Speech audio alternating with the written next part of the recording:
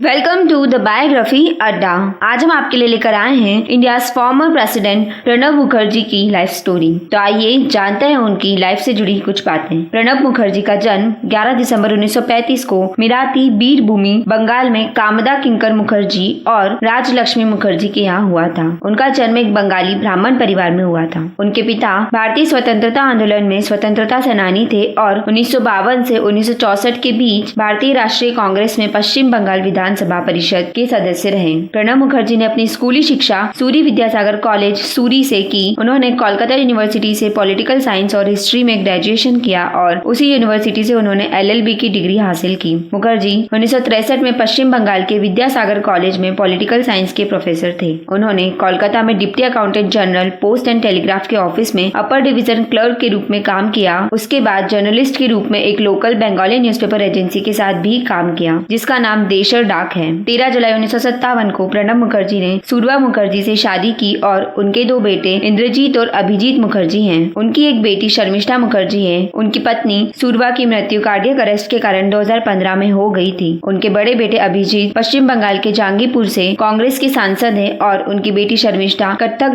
Dancer और कांग्रेस की politician है। आइए जानते हैं उनके पॉलिटिकल करियर के बारे में। मुखर्जी 1969 में राजनीति में कदम रख चुके थे जब उन्होंने मिदनापुर बाय इलेक्शन में एक इंडिपेंडेंट कैंडिडेट VK कृष्णा मैसन के लिए सक्सेसफुली पब्लिसिटी की थी। मुखर्जी जल्द ही उस समय की प्रधानमंत्री श्रीमती इंदिरा गांधी के कांटेक्ट में आए और उन्होंने उन्हें अपनी पार्टी इंडियन नेशनल कांग्रेस में शामिल कर लिया। मुखर्जी पहली बार 1969 में राज्यसभा संसद के ऊपरी सदन के सदस्य बने, यानी कि लोकसभा के सदस्य बने और 1975, 1981, 1993 और 1999 में फिर से सदन के लिए चुने गए। उन्हें भारत का सबसे वर्सेटाइल मिनिस्टर कहा जाता है, जिन्होंने 4 important ministry defence, commercial, international और फाइनेंस के पोर्टफोलियो को संभाला है। 1982 से 1984 तक मुखर्जी ने फाइनेंस मिनिस्टर के रूप में काम किया और मनमोहन सिंह जी को RBI का गवर्नर अपॉइंट किया। 1984 में उन्हें यूरोमनी पत्रिका द्वारा वर्ल्ड्स बेस्ट फाइनेंस मिनिस्टर के रूप में चुना गया। वह एकमात्र फाइनेंस मिनिस्टर है जिन्होंने संसद में 7 बजट पेश किए हैं। 1986 में मुखर्जी ने पश्चिम बंगाल में एक और पार्टी राष्ट्रीय समाजवादी कांग्रेस की स्थापना की, जो बाद में इंडियन नेशनल कांग्रेस में शामिल हो गई। वह अपने जीवन के बारे में 40 वर्षों से एक डायरी लिख रहे हैं, जो कि उनके मरणोपरांत प्रकाशित की जाएगी। ऐसा माना जाता है कि प्रणब मुखर्जी के कारण पॉलिटिक्स में सोनिया गांधी का प्रवेश सफल रहा। 1998 से 1999 में सोनिया गांधी के कांग्रेस अध्यक्ष बनने के बाद मुखर्जी को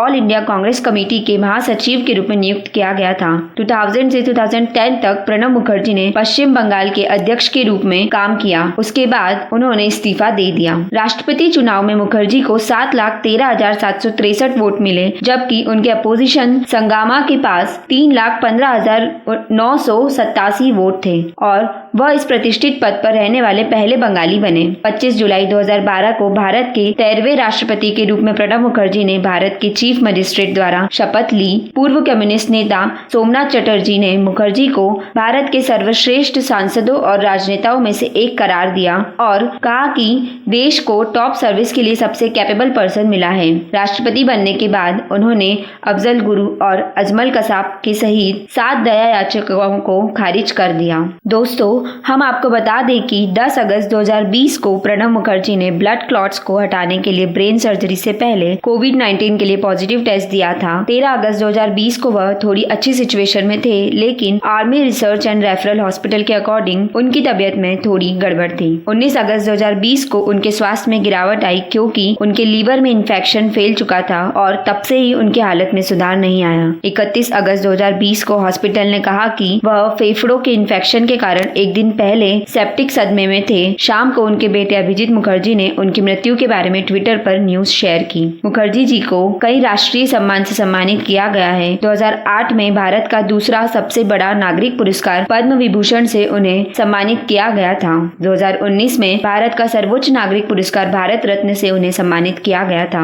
और ऐसे कई नेशनल और इंटरनेशनल अवार्ड से जिनसे उन्हें सम्मानित किया गया है। प्रणब मुखर्जी ने कई किताबें भी लिखी है जिनके नाम है mid term Paul, beyond survival, emerging dimension of Indian economy, of the track, challenges of the nation, Congress and making of the Indian nation, thoughts and reflection, the dramatic decade, the Indira Gandhi years, selected speech, Pranab Mukherjee और turbulent years आदि। तो guys, ये थी India former president mister Pranab Mukherjee की life से जुड़ी कुछ खास बातें। आपको ये वीडियो कैसा लगा हमें कमेंट सेक्शन में जरूर बताएं and please don't forget to subscribe our channel. Thank you so much for watching this video.